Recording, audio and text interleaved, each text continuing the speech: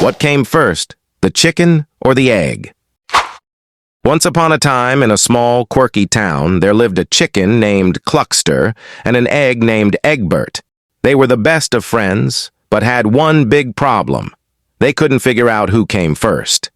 This question had baffled the town for ages, and they decided it was time to solve the mystery once and for all. One sunny morning, Cluckster and Eggbert gathered all the townsfolk in the town square. They wanted everyone's input on this great debate. The mayor, an old and wise tortoise named Sheldon, was asked to moderate the discussion. "All right, everyone," Sheldon began slowly. "We're here to settle the age-old question. What came first, the chicken or the egg?" The first to speak was Farmer Joe. "I think the chicken came first. You need a chicken to lay an egg, right?" Cluckster puffed out his chest proudly. "Hear that, Eggbert? Looks like I win." But Eggbert wasn't convinced. "Hold on, Cluckster," he said. "What about all the dinosaurs that laid eggs long before chickens even existed? Maybe eggs came first after all." The townsfolk murmured in agreement. They hadn't considered the dinosaur angle before. Next, Ms. Hoots, the town's librarian owl, chimed in. "According to ancient scrolls and scientific theories, life began in the ocean. And guess what? There were eggs in the ocean before chickens ever roamed the earth." Cluckster frowned. "So you're saying eggs came first because of fish eggs?" Ms. Hoots nodded. "Precisely!" Just then, little Timmy, the town's mischievous squirrel, shouted from a tree branch. "But what if the first egg had a chicken inside it? That means the chicken came first." The crowd laughed, and Cluckster looked hopeful again. "See, Eggbert? Maybe I did come first." Eggbert rolled his eyes. "Oh, please, Timmy, that's just nuts, like you."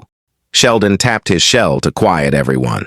"Let's think logically," he said.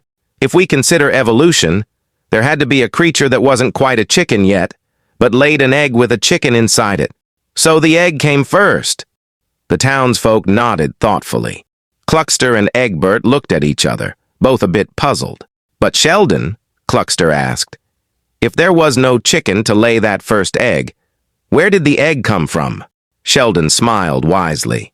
"Ah, Cluckster, that's the beauty of evolution. It wasn't a chicken as we know it.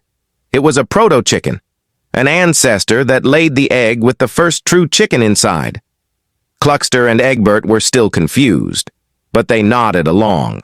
Suddenly, Old Man Jenkins, the town's eccentric inventor, burst into the square holding a time machine made of old bicycle parts and kitchen appliances.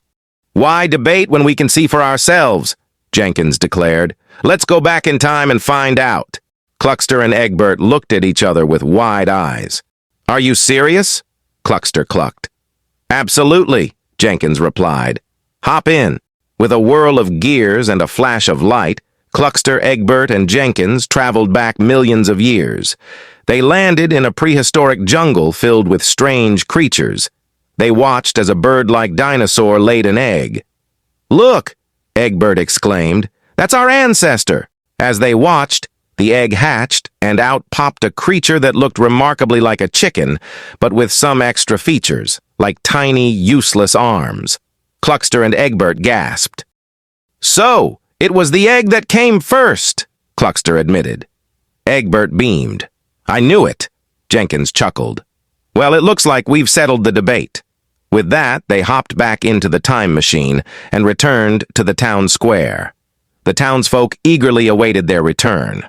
"So, what's the verdict?" Sheldon asked. Cluckster and Eggbert smiled. "We found out," Cluckster said. "The egg came first." The crowd cheered and Eggbert did a little dance. From that day on, the town never questioned the origins of chickens and eggs again. Instead, they celebrated every year with a festival called Eggstravaganza, where everyone enjoyed egg-themed games and chicken dances. And thus, the great mystery was solved, and Cluckster and Eggbert remained the best of friends, forever bonded by their unique journey through time.